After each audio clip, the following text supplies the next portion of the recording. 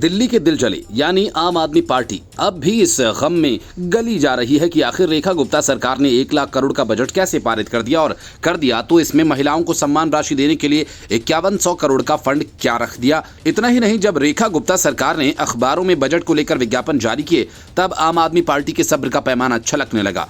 विज्ञापन देखकर भड़के सौरभ भारद्वाज बुरी तरह से भड़क उठे। उन्होंने कहा कि एक तरफ महिला को 2500 रुपए देने की बात आई तो मुख्यमंत्री रेखा गुप्ता कहती हैं कि आम आदमी पार्टी सरकार ने खजाना खाली छोड़ा है, तो वहीं दूसरी ओर न्यूज़पेपर्स में फुल पेज ऐड दिया जा रहा है। इसका मतलब है कि सरकार के पास काफी पैसा है। उन्होंने कहा कि आज दिल्ली के लगभग सभी अखबारों में फुल पेज ऐड है और ऐड में सिर्फ यही है कि 1 लाख करोड़ का बजट पास कर दिया गया। उन्होंने कहा कि जब आम आदमी पार्टी आधे पेज का ऐड देती थी तो बीजेपी वाले कितनी हाय तौबा करते थे। कोर्ट के अंदर जज कहने लग जाते थे कि आप पैसा खर्च कर रहे हैं, और अब यहाँ खुल्लम खुल्ला फुल पेज ऐड दी जा रही है। तो बीजेपी ये बताए कि सैद्धांतिक रूप से वो ऐड के साथ थी या फिर खिलाफ, या फिर उनकी परेशानी आम आदमी पार्टी के ऐड से थी। असल में आम आदमी पार्टी के ऐड से बीजेपी या फिर कोर्ट इसलिए नाराज थी कि केजरीवाल सरकारी विज्ञापनों के बहाने आम आदमी पार्टी का विज्ञापन करते थे।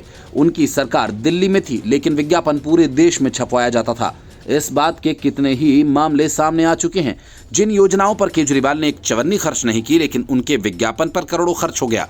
इसे ही कोर्ट ने फिजूल खर्ची बताकर कई बार केजरीवाल की सरकार को फटकारा भी था। अब बीजेपी सरकार के विज्ञापन से सौरभ का वही पुराना दर्द जाग गया और अपनी खीज मिटाने के लिए बेकार किस्म के तर्क देने लगे। इससे पहले सौरभ भारद्वाज ने कहा था कि दिल्ली बजट के अंदर एक बात तो साफ हो गई कि मुख्यमंत्री झूठ बोलती हैं। जब रेखा गुप्ता से पूछा गया कि महिलाओं को 2500 रुपए हर महीने कब से देंगी तो उन्होंने कहा कि सरकारी खजाना खाली है, पिछली सरकार सरकारी खजाना खाली करके गई है।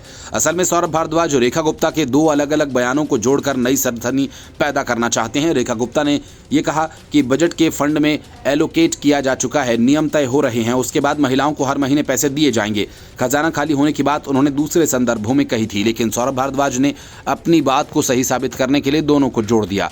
भारद्वाज ने कहा था कि दिल्ली सरकार के सरकारी आंकड़ों में कहा गया है कि इस सरकार के बजट का ओपनिंग बैलेंस 2965 करोड़ रुपए है। ओपनिंग बैलेंस का मतलब होता है कि पुरानी सरकार कितना पैसा नई सरकार के लिए छोड़ कर गई है। सौरभ भारद्वाज ने कहा कि दिल्ली सरकार का बजट साफ दिखाता है कि इस बजट का कोई सैद्धांतिक विचार नहीं।